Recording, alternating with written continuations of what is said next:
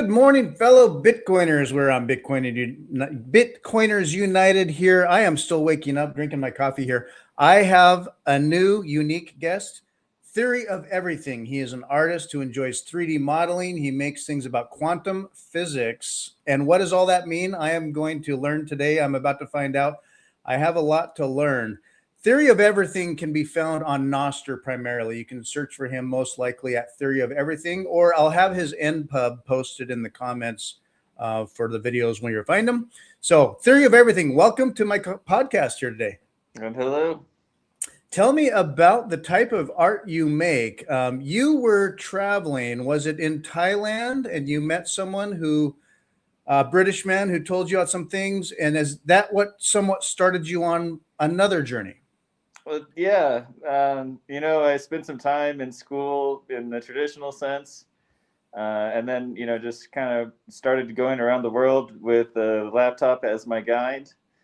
Then I got really fixated on this idea of the Calabi-Yau manifold and how to animate or illustrate quantum string theory. And I'm going to throw that on real quick here, just so people have a sense of reference. You can look on Wikipedia, what is it called again? Yes, the Calabi-Yau manifold, huh? Yeah. So this is an object that encapsulates, in this particular animation, this is what, like 7 or 8 dimensions you can visualize there. This is older work. There's a famous physicist named Andrew Hansen, and I believe that this is one of his pieces. But a lot of people have really, come to try to visualize something that is incredibly small beyond the human perception. Brian Greene is another famous one who's really got a lot of extensive work on this. Stephen Wolfram as well. These are the most brilliant minds in science. And a lot of this has led to the technology that we have. Did you study this in school, or have an aptitude for math, or what brought you into this? Honestly, I was a struggling student when I was in traditional school, but I'm more of an autodidact. I like to teach myself things. A lot of Bitcoiners are, yeah. Yeah. But yeah, so it took me a good 10 years of first drawing by hand, then playing around with animation programs. There's another one that I would like to get into that's called Cinema 4D, which has kind of more rounded, beautiful animation features, but it's, so not just drawing these, you're also animating these. Yeah. Blender is really the program that I like to use most. It's free and open source. You can go into the back end and audit the code. It's a whole level of, what is behind these images is all something you can see both in math language and in, visual human perception. So you'll use software. You can, I'm just going to guess, and then you correct me. You can come up with or find the equations that might replicate an object or a model that looks nice, or that does something you're going for. You can tweak with that. You can model it, say render it, and then either create an animation, or like I see here, it looks like a wood, burned into wood, or drawn with ink, or printing them out, and you're making different medias of these objects. Yeah, I approach it from the visual side. You can go in the source code and look behind it and kind of get a picture of, how does it look in math language. But there are people who do animate totally from equations, which is also another really fascinating kind of aspect. I kind of go in both directions. But yeah, it's been really kind of a long amount of time of me figuring out, visualizing the concept in my mind to translating it into, many different mediums. Yeah, and just thinking big picture with this, I mean, okay, it boils down to the math, and it's a very innovative, complex type of how these forms are created based on math. You mentioned it represents like the tiniest things that could be created, or very small things, and like what is it what does it mean in terms of our relationship with the physical universe, or maybe the universe itself functioning? And what speaks to you in these models and the math? So we're talking about theoretical physics. Yeah. So we're trying to measure like dimensions and places in the universe that we cannot possibly conceive from a human perspective, because we've never really actually left Earth successfully. So we're talking, and there's a lot of different arguments in this, where people argue for supersymmetry, that all of these shapes need to be perfectly halved, or they're not actually measurable. But we're talking about only what's in our known existence. Like we can look across the universe with the telescope, but we can't really see and analyze what's there.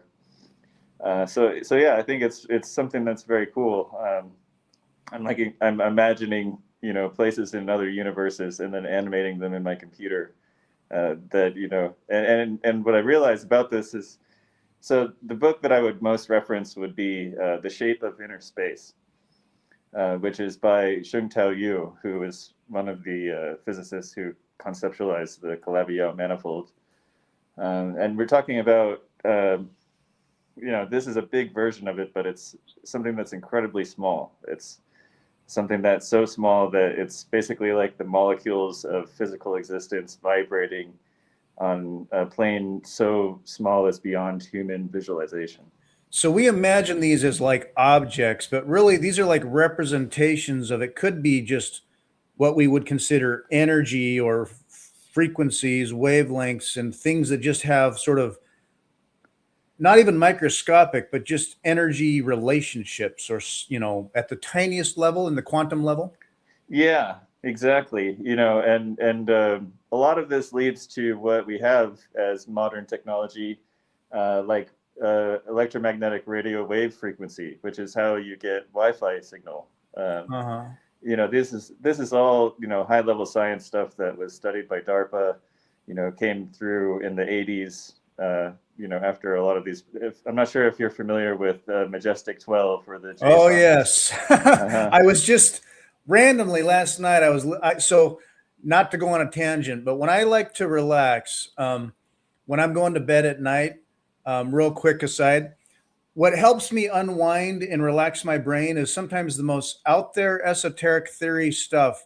And I got to tell you, I like stuff like the UAPs, the non-human intelligence stuff, random abduction stories, and all of that stuff. There's a whole mythos around that. And I was just listening last night about someone who mentioned like the Majestic 12 documents, and is this real? And anyway, coincidental, but go on.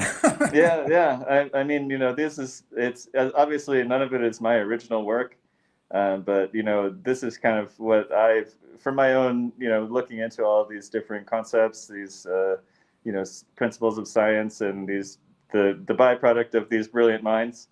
Then I formed my own body of work, and I would say that because I didn't, go $200,000 into debt for a PhD in physics, maybe I wouldn't be considered an actual physicist. But I think that the imagery is cool. I think it looks pretty good.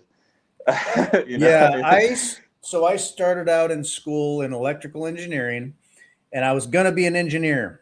And I don't know, maybe I'm an 80 IQ pleb, but I could just do the math, but I couldn't visualize it. You get into imaginary numbers. I got into stuff where I could get an outcome, and I just didn't know what that meant. I didn't know if it felt right. Was it right or wrong? If it was right, I wasn't sure why. I couldn't capture it in my mind about how this worked. So you're getting into like high power, electrical stuff. I just couldn't hack the math. So I switched to like software. But in any case, I have a son who is studying engineering and is just very good at the math, and he kind of gets it. So kudos to those who can understand math well, because I have a low ceiling, but what I love are the concepts. So if someone can like explain the things to me, like how it might relate, or, the invisible, like we're just bombarded with particles and frequencies and things going on. What we see in the visible spectrum is such a narrow little slice of reality. There's so much going on, and our brains are wired to just sort of see through a little straw so that we can like function in meat space. And we have no idea what's going on in the world. Yeah, it's impossible to really know everything about the known universe, really. Like, yeah, I mean, I don't know. I see all of these different, shapes as that there's something fundamentally out there that could be measured in that sense. If we could slice apart, the smallest pieces of, different pieces of material in the universe, that we could get all of these different shapes of okay, this is what the smallest molecule of a quartz stone looks like, or this is what a tiny bit of stardust, carbon coming from the universe to visit our earthly existence. If we could dissect all of those things and put them into their own geometry, we would get something like these different shapes. Yeah. And let's see, this one image right here, it's like, oh, well, that's pretty. It's like a little starfish. And to do this in math or in laws of physics, a 2D slice of a 6-dimensional Calabi-Yau quintic manifold, just a cross section of a 6-dimensional manifold known in string theory as Calabi-Yau quintic. It's an Einstein manifold, a popular candidate for the wrapped up six hidden dimensions of a 10-dimensional string theory at the scale of a Planck length, which is, I'd have to look that up again, but it's a tiny, tiny, tiny little distance between stuff going on with like an electron and a neutron or something like that. Yeah. 5 rings that form the outer boundaries shrink to points at infinity so that a proper global embedding would be seen to have genus 6, effectively 6D, 6-dimensional manifold. And meanwhile, all these things that may very well be real in physics, we can hardly conceptualize. And then we can represent them so that we can visualize things like that. But then it's like, try to stretch your brain around space-time itself, let alone dimensions beyond that. That means what exactly? What do you think it means? Well, I think this is kind of all the fundamental layers of what actually going through space would be. It's really difficult to imagine, but that there's these different kind of, I don't know, almost like Rick and Morty kind of transmuting yourself into a different universe. All the crazy different things that you would see there. But I digress. If you fully understood it, you might just be a little crazy. It may be a bit crazy. And if I'm not sure if you've ever listened to Stephen Wolfram talk, but it's just I know the name. I may have heard him. Tell me about it. He has a whole programming language called Wolfram Alpha, which is all based on Jupyter Notebook. But he's gone through and already done the math learning of the back end, teaching the language how to visualize these concepts, and it's really very interesting. You get some interesting spin-offs, but he does these workshops with people trying to explain the deeper layers behind the notebook and kind of his language, and it's just incredible. He's just so far over anybody's head. Brian Greene kind of is a person who can rebound off of him, but Stephen Wolfram, I would say, is the authoritative in quantum physics. Stephen Wolfram, I'm just going to look it up. CEO of Wolfram Research, perhaps. Yeah, that's him. He has like 2 or 3 hour workshops with what is the name of his? I want to say it's Jason, or he's got a younger, counterpart who's also, kind of been able to pick up his work and rebound off of him, and just listening to them talk, for hours at a time about these deeper concepts of theoretical physics is amazing. Creator of Mathematica. Oh my gosh, that's a blast from the past. I was using Mathematica in high school and college in the 90s. I mean, talk about it. I thought it was complicated back then, but yeah, Yeah, this is Awesome. definitely a person who's really inspired a lot of my work as I get further into it. Um, yeah. And what kind of media now then you will take these representations of physics and getting down into the quantum level of ideas, and then you will translate them onto what various forms of media do you do these days? What have you been working on lately? I kind of got to the point of building actually like a whole retail brand because that's the thing about theoretical physics is that it's not really a big, job market. So, kind of trying to think about how do I capitalize off of this. And then I got more into kind of studying Bitcoin. I think ultimately what I would like to do is to build a treasury of Bitcoin that I can make products out of the profit from, without ever actually sacrificing my money or making a whole warehouse of stuff that nobody's buying because who knows that much about theoretical physics. It's more to produce these things in an extremely small scale just because it's something that I love to do, more than Yeah, anything. um, that's yeah. awesome. And so you have art that you'll show and sell online. You mainly, Sweet Biddy is asking here. Now, yes, I know I'm old. um, Hey, so this is the theory of everything, pseudonymous and on Nostr only. So Sweet Biddy, you're going to have to get onto Nostr to follow him and what he does. You also you post a lot of memes and ideas and thoughts, and so it's Nostr's. Uh, okay, so we can get into Nostr because now a lot of people you can see Sweet Biddies on X, a lot of other people in Bitcoin space and influencers, etc.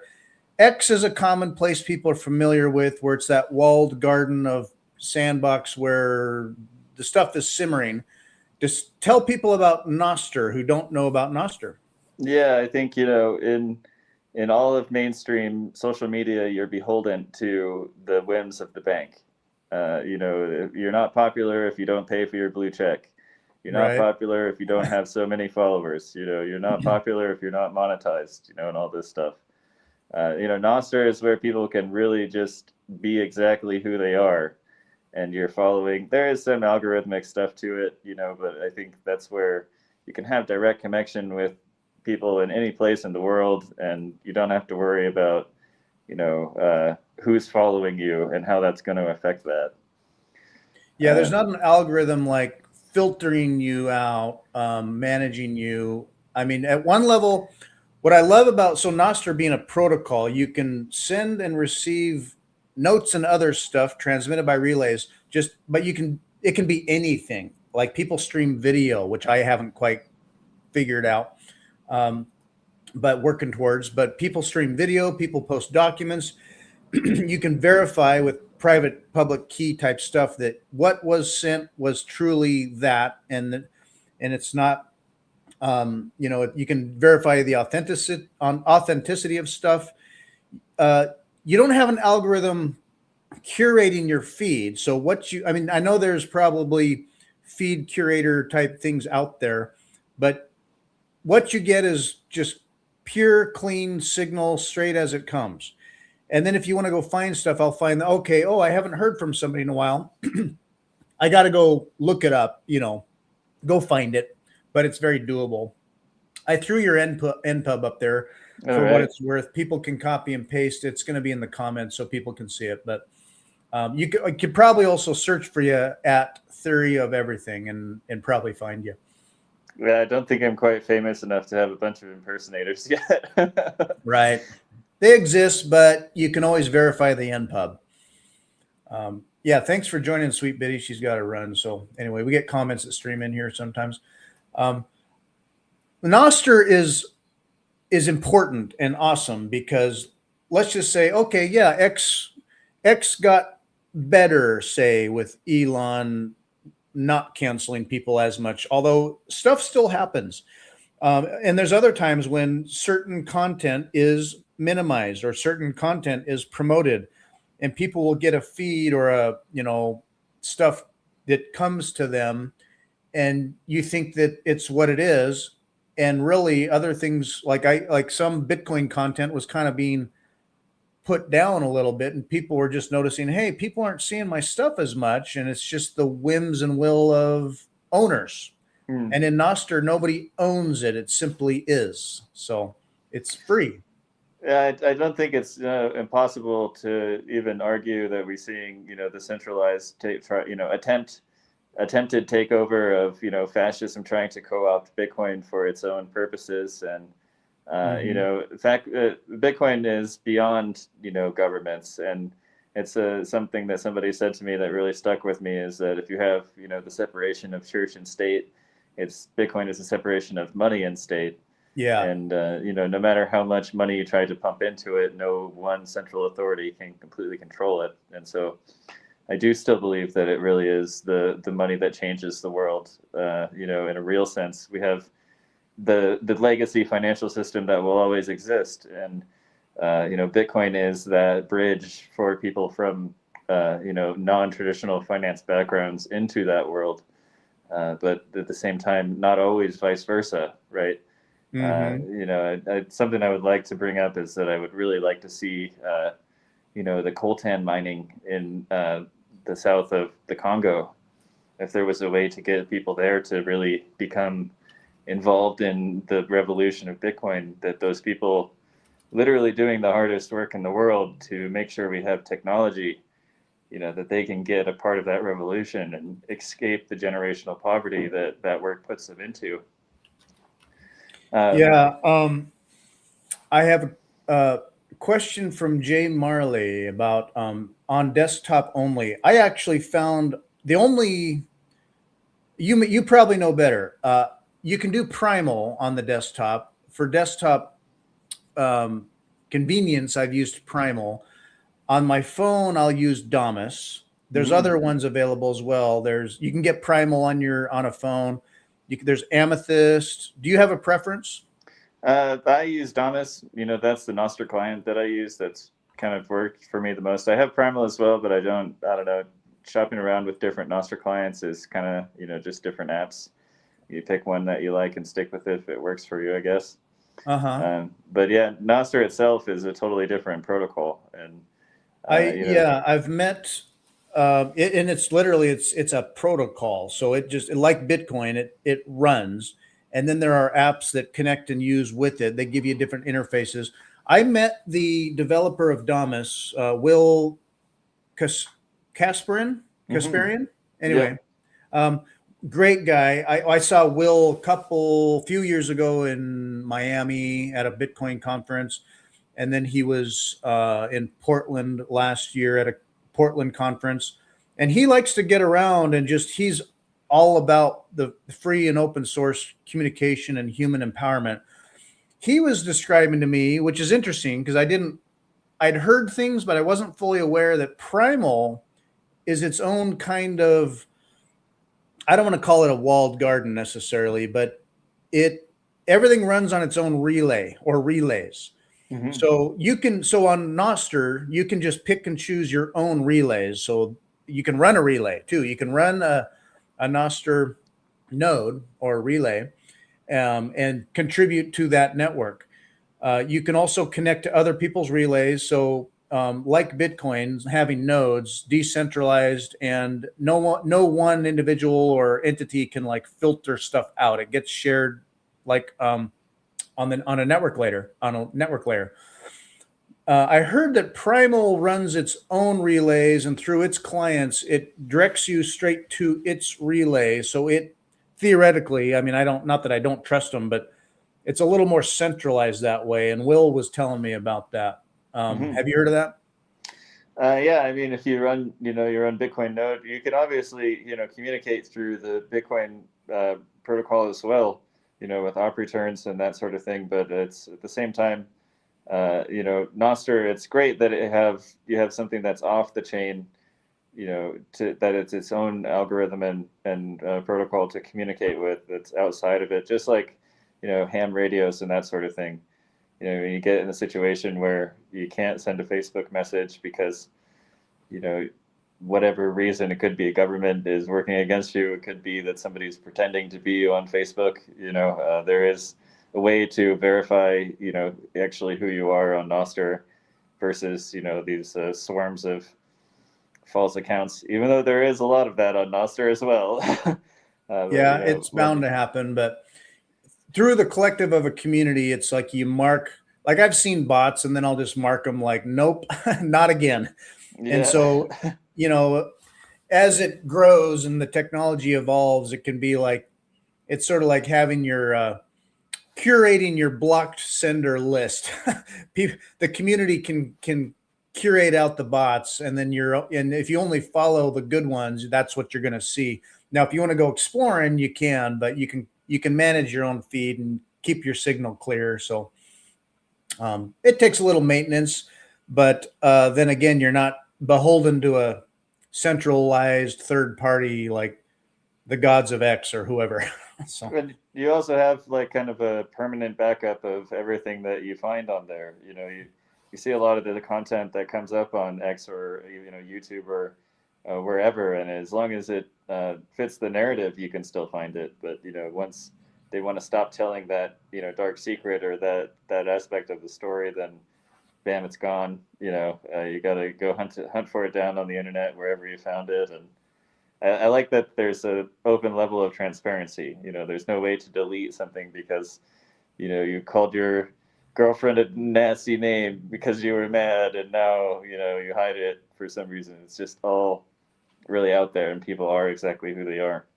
yeah, that's Uh, one thing. You could like hide, well, depending on your app, you could hide your like some old posts that you change your mind on. But one thing about Nostr is once you've sent it, it is in Nostr. It is there. and So it's there you forever. yeah, it's there forever. So it's a repository for all the thoughts that all the people have ever had and posted and shared.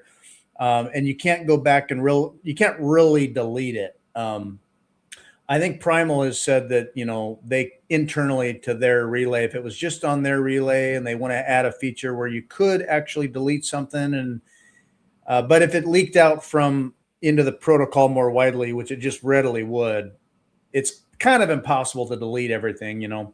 Um, so to Jay Marley's question, let's see. I don't know if you can see it there, but there's that purple Damus icon. I go on my phone and download Damus, and then I love Damus, and so I'll go into Damus, and then I'm in dark mode. But you get a feed um, on Damus of the things, and it's like social media you'd be familiar with. You can find people, follow people back. Here's one thing I love about Nostr and things integrated into that.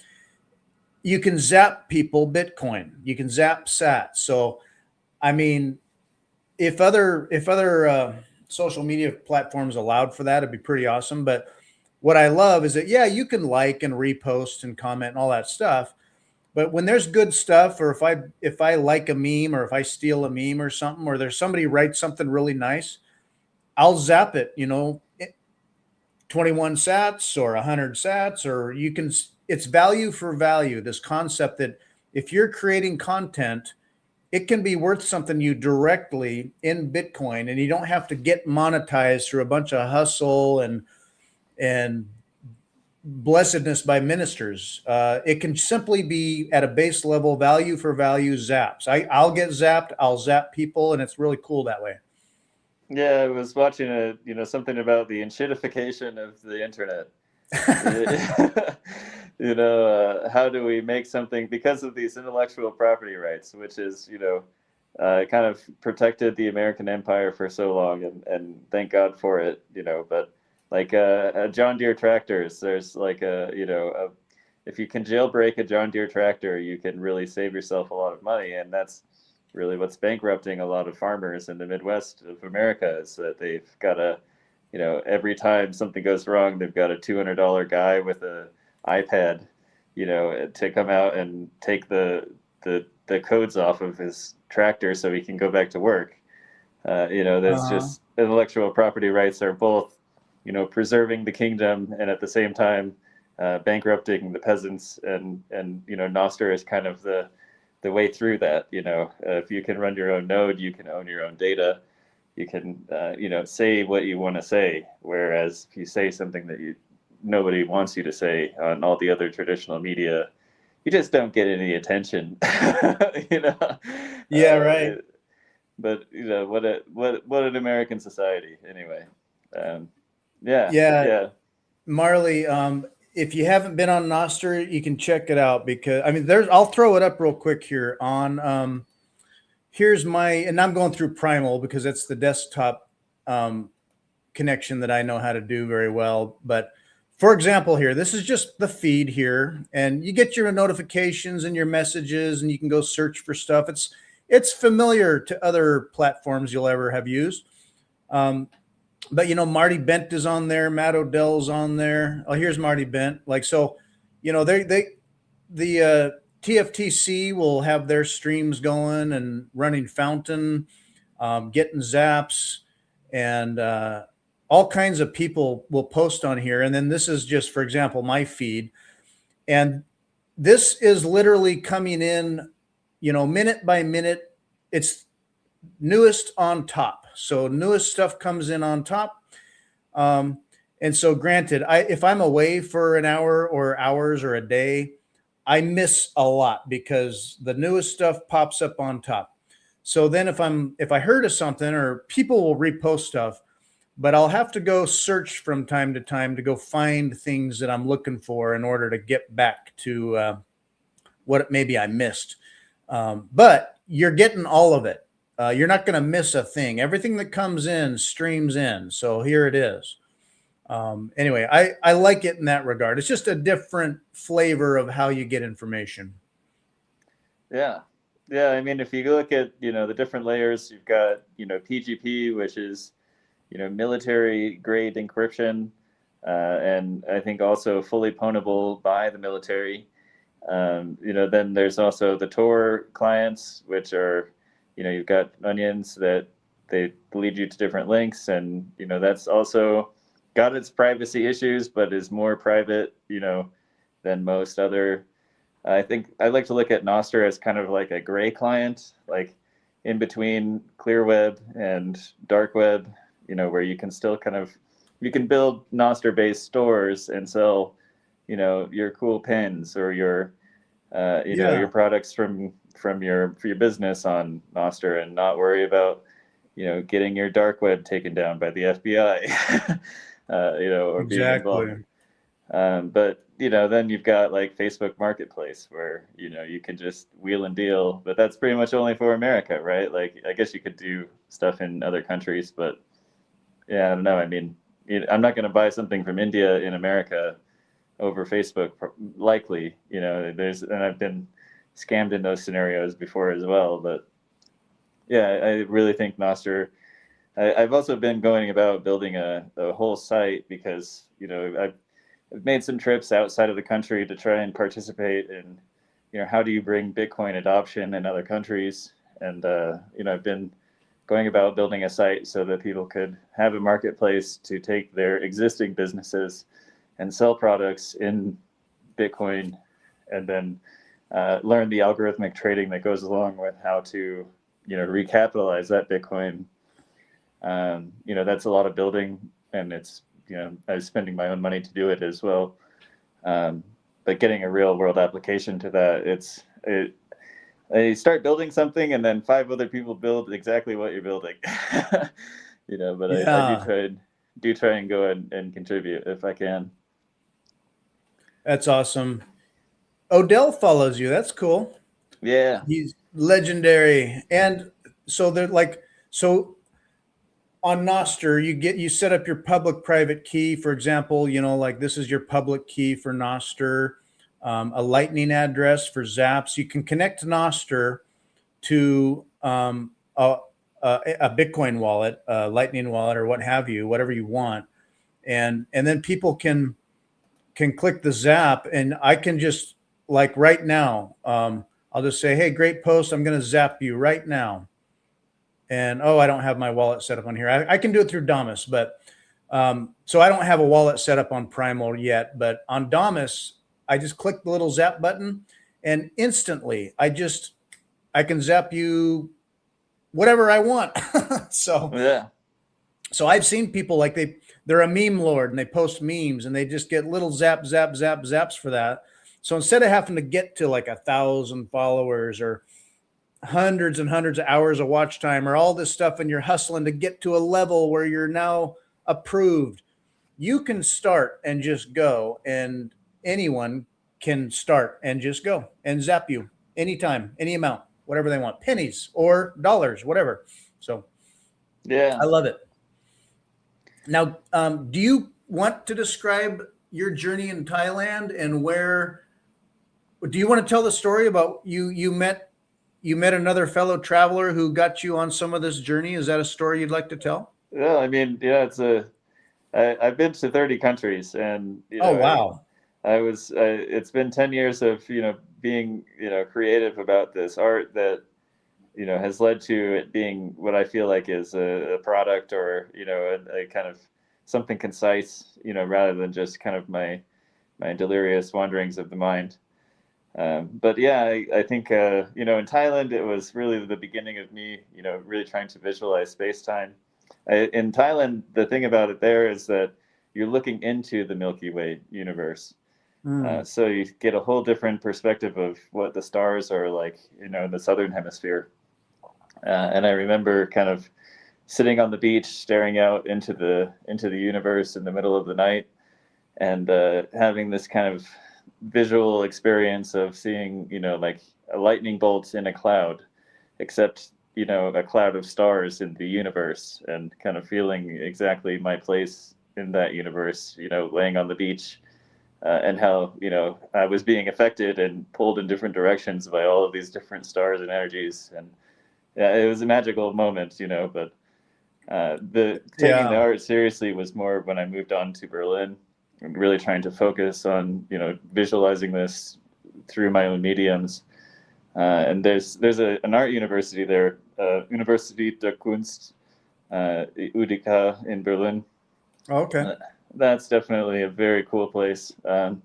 Every year at the end of the school year, they have what's called Rundgang, which is translated means run around, and everybody shows their work, and it's a great big party, and you kind of get to take yourself seriously as an artist, I guess. And I did an exhibition there, just kind of rocked up with my art. Cool. Yeah, it was really a lot of fun. But yeah, back in America was really where I got to sit still and be on my laptop long enough to really get good at the digital programs. I'm not sure if you ever use Lightroom or Adobe, Photoshop or anything. A little bit, but I'm not adept at it. And you get into the photography stuff, a lot of the features in Blender are similar. Blender has a whole animation suite, so it's like you have a digital camera inside of the program. So it's like you're shooting footage inside of the digital program rather than taking digital footage and loading it onto your computer and modulating it. But yeah, it's Cinema 4D is one that if I could just chunk out an extra $4,000 and buy the software, I would love to do that. I'd focus on so many other things that I could still use some money, but. And I imagine Yeah. calculating some of that stuff takes a lot of render compute power. Like, I mean, when you got the kind of math that makes the kinds of models like what you have, it's got to be a lot. Well, it's a lot of math, and then displaying that visually, let alone having it animate or do something. There's a lot going on. Well, it's one artist that I really like to reference as well. His name is Maxim Zeskov. And he, the AI art is incredible these days. They've got so much more, computer power going behind it when they can access, some of these nodes. But I think he's on Instagram is where I saw his work mostly. And he's like, who is that? Maxim Zeskov. I'm trying to see if I can find him. Zex. Zhestkov.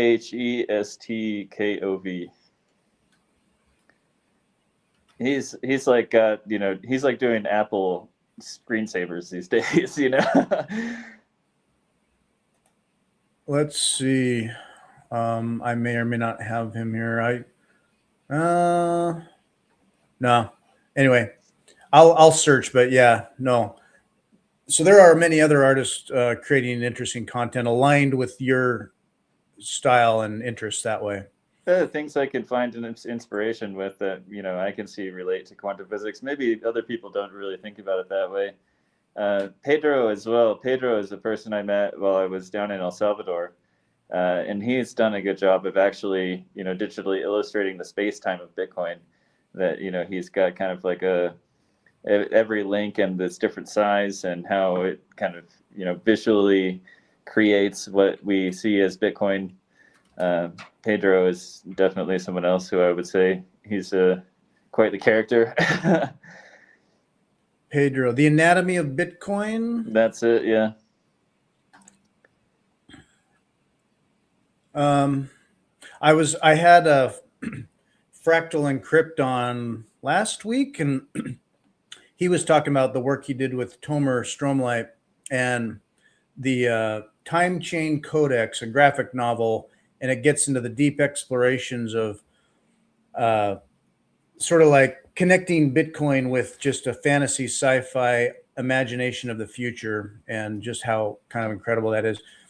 When you and I throw this up here just as a this now our Milky Way galaxy. You just imagine the size and the size of that, and our Milky Way galaxy, and we're just a little tiny little piece of dust out here on the edge, amongst how many billions and billions. And that's just one small little galaxy, let alone the expansive ginormity of the visible universe, let alone what we can't even see and don't even know. Dark There's matter. a multitude of these things, there's not just one universe. And that's a whole nother rabbit hole of the multiverse. And here we are paying our taxes to pedophiles. You might appreciate that. So it makes you feel very, very, very small. We're like imagining these things. There is a stat that I will tell people, and I used to not believe it. I had to look it up and see the math. But you think about all the grains of sand of all the beaches on the entire planet. How many grains of sand is that? It's unbelievably huge number of grains of sand in the world's beaches. And there are more stars in just the visible universe that we see than there are grains of sand. And people are like, no way. No, seriously, it's that big, and by a factor of a lot. So it's unbelievable to try to get your mind around. Yeah, somebody explained to me, the entropy of 2 cold cards is like, one cold card is if you covered the entire country of India in rice, like up to your ankles, and 2 cold cards is like 4 feet of rice. I think that's so fascinating but when you start to kind of really conceptualize these things a little bit deeper, it all starts to make a lot more sense. And I feel like that's it. When I was younger, I always used to kind of think, okay, why does X plus Y equal Z, and what the heck does X mean and signify? And you get a little bit more into it, and you have to kind of look at the bigger picture to really understand what X actually is, But I guess, yeah, you live and you learn and you grow older and you get deeper concepts of, existence. Yeah, and just the power of numbers themselves. I mean, just what math does. Cryptography. I mean, you can have a string of, 128 characters that can represent all the atoms in the entire universe. Like, because the numbers are that big, and yet we can represent math on a line that can just be like, well, there it is right there, but it represents a huge universe of potentialities. So it blows the mind. You can get the the Bitcoin function. You can look at what the scientific notation of Bitcoin is. That's something I always thought would be kind of an interesting tattoo idea. You get that? Yes, I have it somewhere. And I've thought of that, like a great tattoo, maybe like, for example, I'll throw this one up here. There's obviously this one. the supply, the function of the distribution rate and the supply. So yeah, the number of epochs, the starting number, you go from 0 up through, and number of blocks in each having epoch, and then the maximum initial award divided by the halving to the power of the epoch. So that's kind of a cool one. Mm-hmm. The Mandelbrot and Juliet sets, that's also a really fascinating aspect of the quantum physics side. And you can get the algebraic functions the same way. But the Mandelbrot really? set, yeah, that's the Mandelbrot set and the Juliet set. When you go into the software of Blender, and you're creating these shapes and you're adding, colors and if it's transparent or if it's solid or what kind of material it's made out of, you get into adding nodes, and the algebraic function for the Mandelbrot set especially is really a great visualization of just adding more entropy to create new shapes. Not sure if you're familiar with that. And that's a concept for some people that aren't familiar. Mandelbrot's and like fractals, these are formulas where, and they're represented in nature as well, all over the place in nature, where you can have an equation that creates, say shapes or forms and stuff. And as you zoom into them, they go on forever. Like all of these little, bays and holes and stuff. As you zoom in, they create more and more and more of the same. Maybe I could find a cool animation for it, but they can take different forms, and here's some animation. There you go. Mm-hmm. So anyway, but this is just early conceptual about what these are, but yeah, no, it's awesome math, and it goes on forever and infinitely. These fractals go on and on and on forever. There is no perfect entropy. So tell me about that. Ultimately, we can replicate entropy and do our best to approach entropy, but at its core, what do you mean when you say that? Just there is no end to math or the universe. There's no way to measure everything that could possibly exist. And in some sense, there are things that go together, like 2 + 2 will always be 4. We could conceptually say that it's 5, but really, we can measure that it's 4. But outside of what is physically measurable, that's it. And there's no way to perfectly measure that, right? It goes on forever, and that's like the function of pi. The same, it's something that that's just beyond human conception. Irrational numbers that simply are math create a result that has no end in terms of what that is. And the Mandelbrot set is a perfect visualization of that. Yeah. So your handle being the theory of everything, are you able to describe what that means to you? What would be like a theory of everything? You hear about string theory, but my best assessment of it all is really scientists trying to explain God. How do we measure God? And if we can measure God, then why would we not believe in God? Or we can prove this thing. And nihilism is a whole other philosophical concept. But I think from my own assessment, that's what I see happening. And it is provable in some sense. In some things, there is not.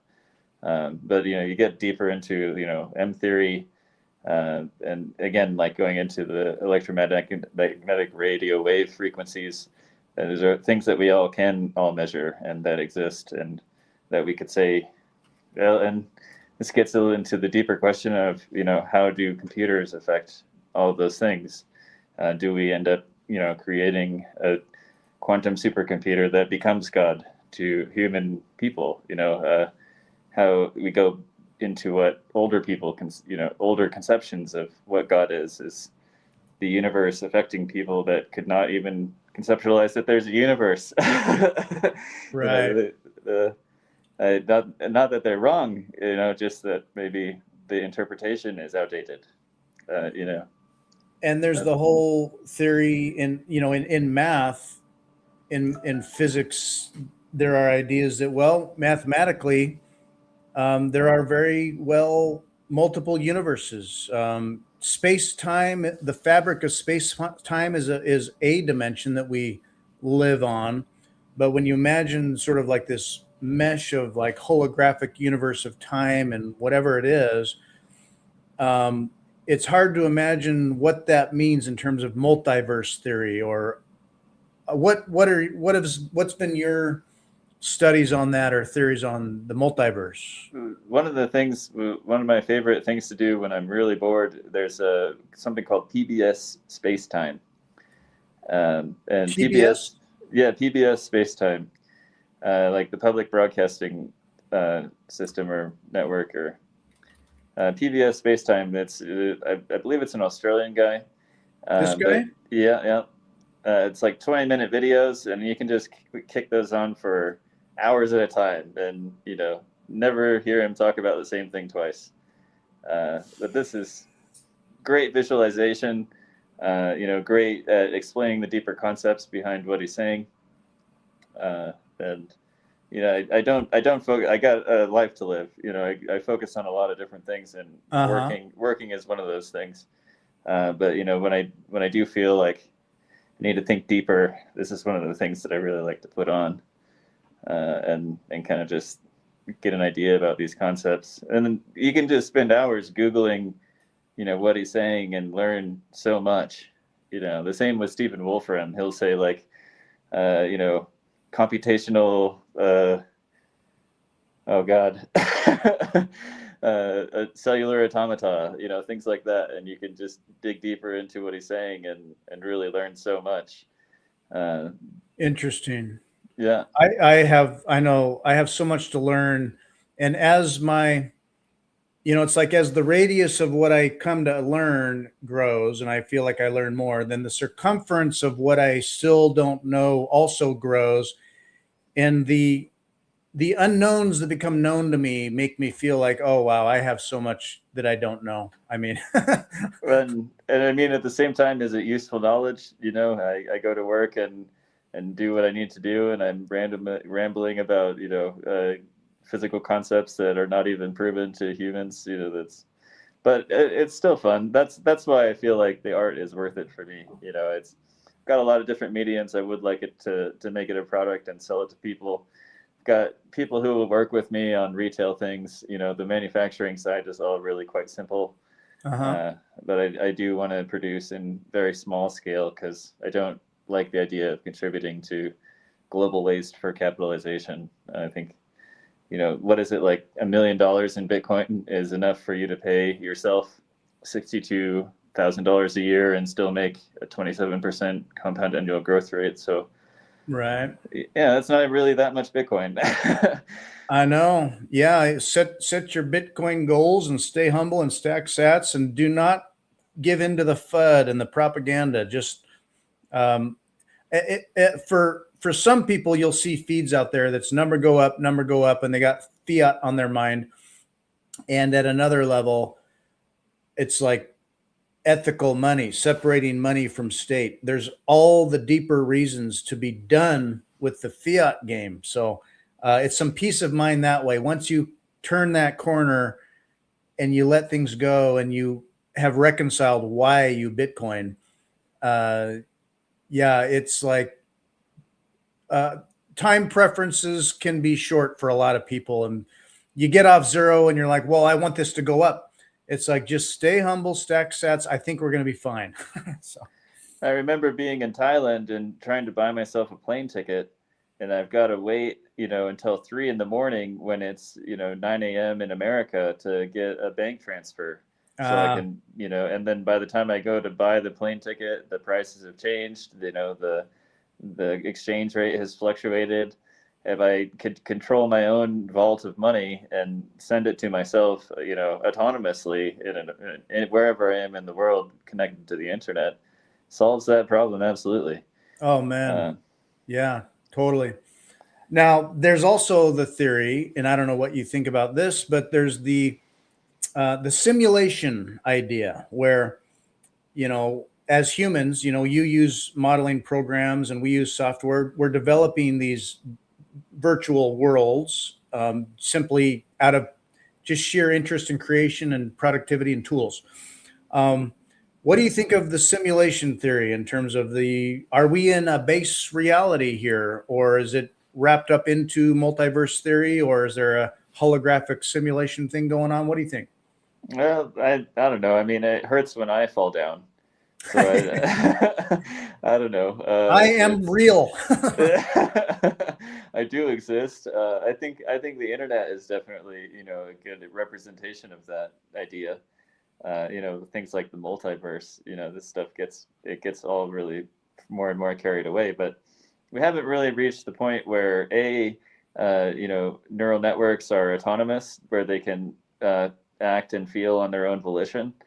Right. B that I mean, we're in the process of we're seeing building a lot of data centers to do that, I guess. What's changed in the past 10 years has changed more than the past 100 years. That you've got the same amount of information in your smartphone as the president of the United States in 1985, and I think that we're only going further past that threshold. Think about children who have been born with an iPad versus things like tube televisions in the 50s. That's just Right. such a spread of collective human consciousness, and I think that's good. I think that's that knowledge wants to be free, as so many people like to say. uh, Exactly. Information wants to be free. It's like its natural state. It spreads and leaks. And I've talked to many other artists many of whom use AI and computer tools extensively for their work. And people dismiss or put down AI because when you see it and it breaks that fourth wall for people, oh, that's AI. Oh, that's AI. Oh, it's not. It doesn't take like the computer's doing the work.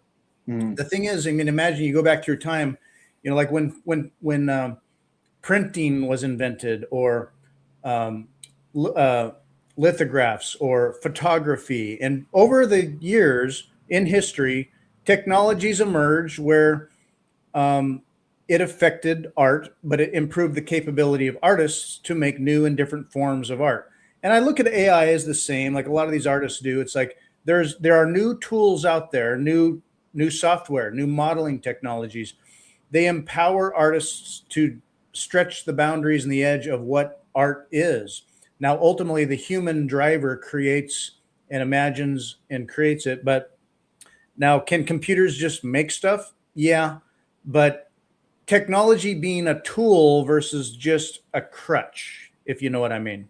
hmm yeah, it's much better to see it that way, because the computer cannot solve your problems for you. You have to participate in that process. Yeah, Yeah. the human participant. Um, what what do you think? Getting big picture here. So, like going to bed last night to help wind my brain down, and I listened to stuff about intelligence in the galaxy. You could call it NHI, UAP, all that kind of stuff. Do you ever explore that stuff? Like, can we be alone on this little dust particle on the edge of this galaxy, or what else is out there? Yeah, I What do think you? human loneliness is, definitely becoming more and more of a byproduct of technology. I think people can be happy with being alone, maybe with the help of technology. But yeah, I think that's definitely the difference.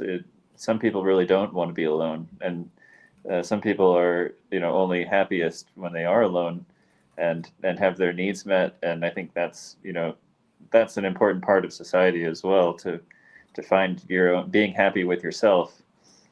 And that's a hard lesson to learn, because how the famous saying of how can someone love you if you don't love yourself, and that Mm, means if you're not working every day to solve your own problems, how could anyone want to appreciate you? And that makes a lot of sense, Yeah. And a lot of times other people are not the solutions to your problems, but it seems society will tell you that they are. But really, you are the master of your own destiny. You are the solution to your own problem. And sometimes just the information is what's lacking. Yeah, we live in this. Hey, welcome, OG Bring Facts. I just had him on, a couple days ago. So welcome, enjoying the pod here. Thanks. I We are humans, and there's a balance, but like we need human relationships, connection. We don't often handle isolation well, I think, and yet it's also important to have your personal agency, stand on your own 2 feet, have your own individual foundation, and then integrate others into that and have human relationships. Artwork is a mechanism through which to establish relationships with other people, to the art or to the artist. And it is a gestalt of not just making things that people then can appreciate as things, but it creates a relationship and ideas and a connection with people. So it's creating something bigger that isn't isolated here and there, but like kind of connects us. Does that seem to make sense? Yeah, the job of the artist is to inspire emotions or to inspire feeling, to trigger concepts and ideas. And some of my early work was really, I think about it like I made a whole series of like satirical political paintings, and looking back on them, I'm critical of my own knowledge at the moment. I did a Ronald Reagan, and he's got like a tie-dyed punk rock, floppy mohawk, and Uh, the a picture of the flag of the United States of Merrill Lynch in the background, kind of talking about how he basically just sold the whole government to the banks. And cute idea at the time, but how misguided I was in the moment, not really knowing all the facts. Uh, but that and it's a journey. Life's a that journey. As you go, you learn from things. yeah. People change. Yeah, you get smarter, you get better, and hopefully so does your art, right? Yeah. It brought to mind what we were talking about. A quote, I had to look it up. Arthur C. Clarke. He said, "Two possibilities exist. Either we are alone in the universe, or we are not. Both are equally terrifying." Because on one hand, it'd be like, if in this big, vast expanse of everything we can try to observe, if we're it, it's like, what does that mean? And if on the other spectrum, we're very certainly are not at all alone at all, like whether we're isolated or can never meet each other or whatever that is, you just try to imagine what that could be. And that's also gets into the realms of sci-fi, but that could also be kind of daunting and scary, or they talk about the black forest theory of, why is the universe so maybe quiet? Like, what does that mean? We're just drifting silently out here alone. And yet, are we alone? Anyway, I enjoy thinking about that kind of stuff sometimes. Uh-huh. Yeah, there's one of my favorite books. It's called Either or, by Either Soren. or. It's by Soren Kierkegaard. He's a famous Danish existentialist philosopher. Oh, Um, but yeah, so Either or, the first half is about a young man and his many romances, and the second half is about the relevance of marriage, and how it pertains to the change in the relationship when you go from being romantically interested in many different people versus committing to the reality of a marriage and the hard work that comes along with that. And I remember in the back of this book, he's talking about kind of the idea of like the purification of the soul. And in this sense, we would like to represent the idea of the soul as electricity moving through the universe.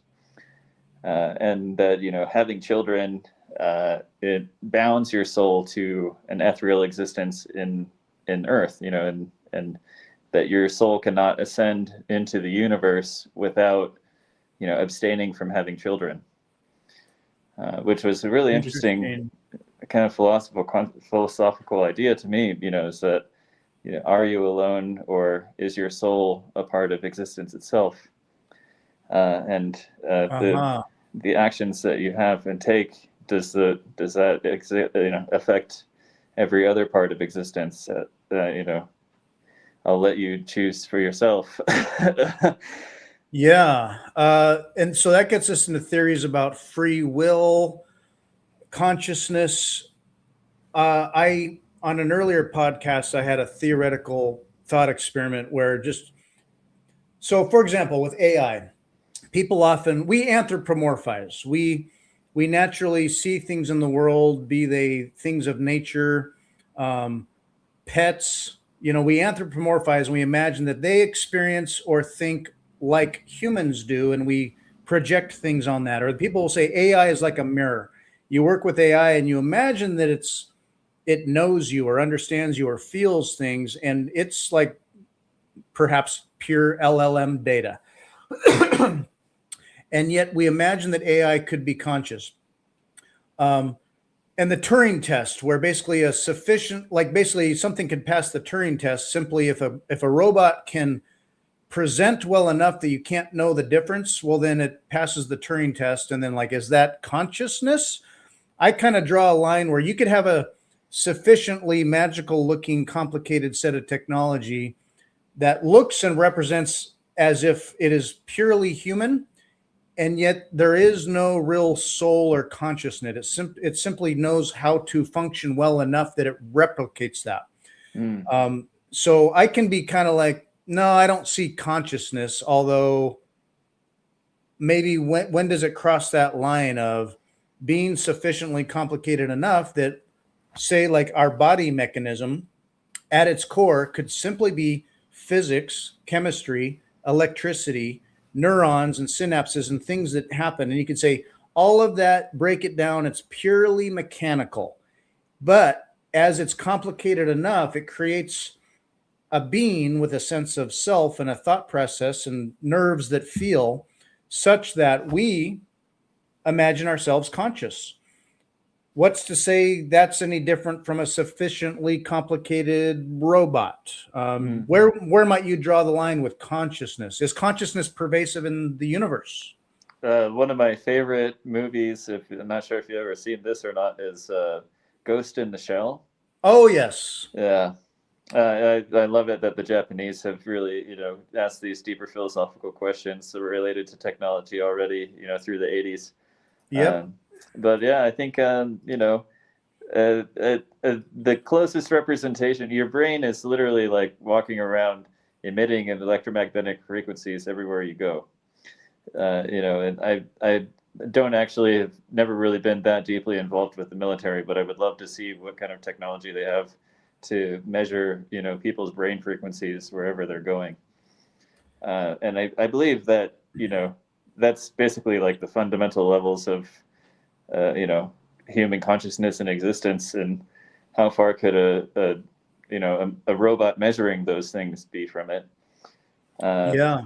I think still at this point, we have to say that technology works for humanity, and not vice versa. Because, I got into computer programming and I realized that there's no such thing as like original code. Like you can expand upon other people's work, but nobody has, you go from binary to, MS-DOS into, Python and all these different layers. They're all working off of each other. There's nobody that's just sitting down, like magically writing a completely original code one day. Layers and layers build off the lower one. And when we see, maybe robots expanding upon that language in ways that humans cannot conceptualize, that might get into some interesting territory.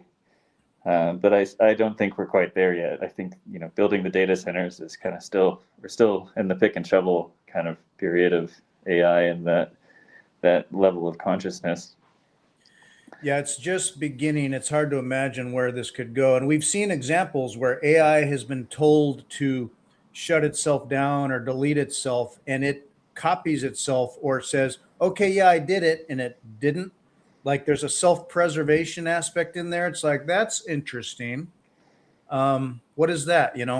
Ghost in the Yeah. Shell gets into that where, what, yeah, basically, I mean, you have to watch it, and towards the end, there's a good conversation had between the protagonist and the kind of the dark behind the scenes AI character. But it gets into those theories on, what does it mean to be alive, to be conscious? Am I not alive? Am I not conscious? I am aware of myself. I want to preserve myself. I don't want to die. It's like, interesting. Like it may be foreign to us, like a foreign type of a consciousness. Like we anthropomorphize your pet dog, for example. Like, okay, it's not human, but it has experiences that it wants to self-preserve and are different. But is it less real or less validated? Yeah. AI could be there. I find this kind of stuff fascinating. So what do you have planned as you create artwork, and what are you working on for 2026? What kind of ideas do you have moving forward in your world? That sounds totally boring, but I got some home improvement ideas. Yeah, that's not bad. It looks like I'm going to branch out on a brave branch and say that we have reached the top of the market cycle, and maybe gearing up for reaccumulation in the next market cycle. So take my little profits and fix up my living space, and start thinking about building up a bigger stash again, so I can Cool. move forward. Yeah, people. When people posture about how Bitcoin maxi are you, and everybody has a different life to live. And so what I'll do is that, I'll see people that, well, like when I was talking with OG Bring Facts the other day about some of the stuff, you have a life to live. You're a human. You may have a family, you have a home, you have things that facilitate your life. Some of those may be real basic necessities. Others are nice to have. Mm-hmm. And when you make a budget, you could be like, you could live a life in total austerity and enjoy it less, perhaps. There's a line there. I think simple life can be good, but you can get into an austerity where you're stacking sat so hard because you're all about the future and you're compromising life. But there's a balance there where instead of getting over your skis or buying stuff you don't need or getting too extravagant about things, you want to stack your sats. So following that middle path where you can live your life, yeah, you can sell and spend your Bitcoin, sure, and like I'll buy things, I'll spend it, I'll use it, and I will also stack and accumulate humbly. And I try not to like time the market. I try to just have skin in the game and DCA. At the same time, life happens when you're making other plans. So people have said, "Oh, really? Think about how much Bitcoin that would have been, whatever, like that phone you had years ago would have been so much Bitcoin." It's like, yeah, you could drive yourself crazy imagining how much Bitcoin stuff was. You also have to live your life. So Yeah. there's just a balance there. So And I still have like a core hodl. I have some that I'll never sell. And I think maybe that was from just learning the lessons of how to use the protocol and becoming familiar with it. But with cold storage wallets, with things like Tether, you would be foolish not to learn the market, and maximize it's hyper capitalization. It's exactly what you see with Google, Oracle, Nvidia. They're just pumping money into each other's companies and hyper capitalizing while people are going out to work like the chattel slaves that we have all become. Right. But yeah, I mean, there is such a thing as a sustainable amount of energy and a sustainable amount of money. And it saves a lot of trouble if you focus on that and living within your means and buying and selling. I'm not married to Bitcoin. Yeah. It's a nice thing. It does keep me, feeling very self-assured, but it is Bitcoin will definitely outlive me. Yeah. And preserving myself along that journey is definitely a priority. Having a life well lived, and buy that book and read that book you want to get. Don't imagine like, well, that could be a lot of Bitcoin though. No, buy the books, buy the art, live life, Participate. Yeah. travel, participate, engage in life, Yeah. fully engaged. Yes, you have personal agency. So Bitcoin does not own you, but you can own Bitcoin. I will spend and replace, but I have life to live too. So Yeah. but well, awesome. So the best way for people to find you is on Nostr. I'm going to throw up the that sounds funny. Throw up. Okay, where is your? Here we are. Your media there. So you can go to Nostr, whatever app you like to use, Damus, Amethyst, Primal, what have you. I searched for theory of everything and found you straight away. And then, of course, you've got an npub, and that'll be posted in the comments as well. So people can find you here. You post all kinds of stuff. You got memes. I thought this one was funny. I've done this so many times where it's like, hey, pick the things. And you're like, how perfect is this? I don't know how many times I've done that where it's like, pick out the bicycles. And you're like, yeah, but this corner of a tire is in this frame. Anyway, but people can find you here. You got cool pictures, your modeling, your artwork, and these examples here. So let me just grab one and throw it up. But yeah, imagine beautiful 3D modeled art on your wall. Canvas prints are probably the easiest thing to buy for me. I make clothing, I make personal care products, I'm making like health food products. I don't have really like a central, I don't want to just go into debt opening a store on Shopify and, feed the beast of Google advertising. I would really like to sell directly if it's possible. So, if you just send me a message about what your favorite colors are and kind of what you got in mind, we can have that communication on Nostr. That's probably the best way. So reach out on Nostr. You might see something you like, some different styles, some modeling, other artwork, clothing. And so you don't have at this time a specific merch shop, but you can be connected with on Nostr and DM for any details, and you can tailor things. Yeah. Yeah. That's Small awesome. production, not contributing to global waste. I do want the plastic patch in the middle of the Pacific Ocean to get cleaned up. Yeah. So yeah, if you want something cool, let me know and I'll see what I can make. Awesome.